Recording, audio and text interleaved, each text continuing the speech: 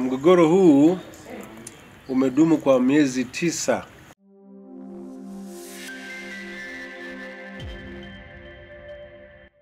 Mgogoro huu ulikuwa unanihusu mimi, kuna mtu anaitwa Abeli Kamwela na mimi.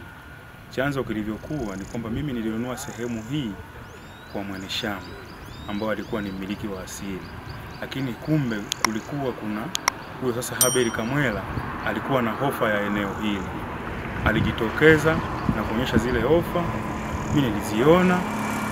Lakini sasa ukija sasa kisheria tayari yeye ndiye alikuwa mmiliki halali kwa sababu alikuwa analipia ile eneo. Mwenye shamba yani yule ndiye alikuwa mmiliki ambaye alikuwa analimiliki ile shamba kwa sababu sasa alikuwa hana document ya aina yoyote na aliniuzia. Sasa baada ya hapo alijitokeza Abeli Kamwela na kutoa sasa zile document ambazo analipia serikali toka mwaka 2006.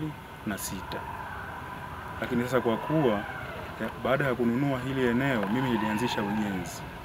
Baada ya kuanzisha ujenzi ilikuja ikamuia sasa ngumu muhusika sasa yule alizo na dokumenti zote zile kuona kwamba sasa bwana umeshajenga, kwa nini tusije tukakaa tu mezani tukazungumza ili wewe uendelee na ujenzi, mimi niwe nimekosa nipate kiasi chochote kile ambacho naweza nikanunua uwanja sehemu nyingine. Mgogoro huu umedumu kwa miezi 9 mpaka sasa hivi mwezi huu wa 3. Ni miezi 9 sasa umedumu kwa hali hii ambayo ya changamoto hii. Lakini nashukuru kwamba mgogoro huu umeisha. Namshukuru Mheshimiwa Rais kwa huduma hii ya msaada wa sheria ambayo jambo hili lilikuwa limenichukua muda mrefu na hata likanisababisha kwa afya yangu kuathirika kuwa sio nzuri. Sasa ninamshukuru kwa sababu kwa msaada huu wa sheria hii kwamba imenisaidia jambo ambalo nilikuwa ninafikiria na nilikuwa nafikiria kwamba nilikuwa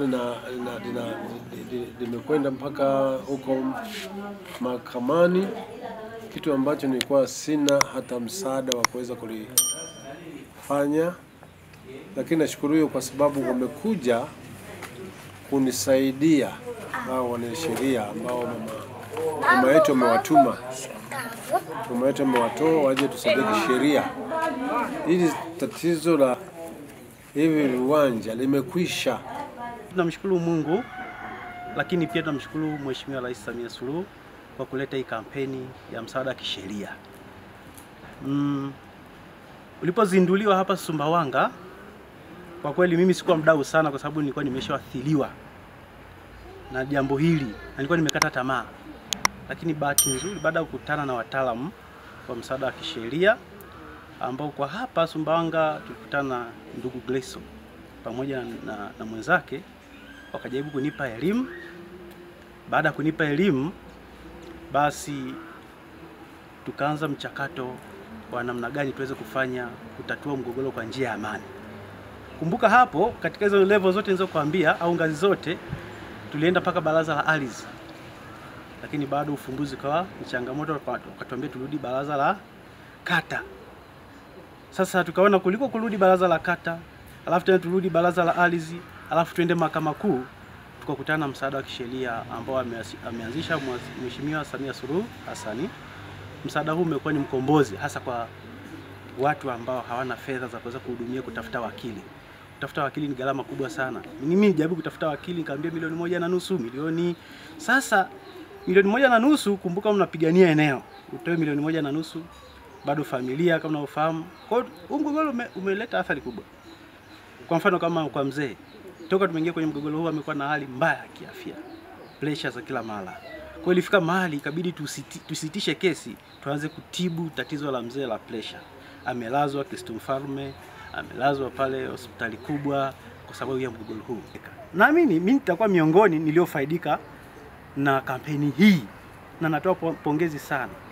Na natoa wito kwa wananchi wengine waweze kujitokeza kwamba jamani, msaada huu ni kitu halisi. Sio jambo la nadharia. Kama kuna wananchi wanasikia mahali popote basi watumie fursa hii. Sasa hivi nimekuwa na amani, pia naweza nikafanya kazi zangu kwa sababu hatuna mgogoro. Ukiwa na mgogoro hauwezi kufanya maendeleo yote. Hata nchi yote ikiwa na mgogoro haiwezi kufanya maendeleo.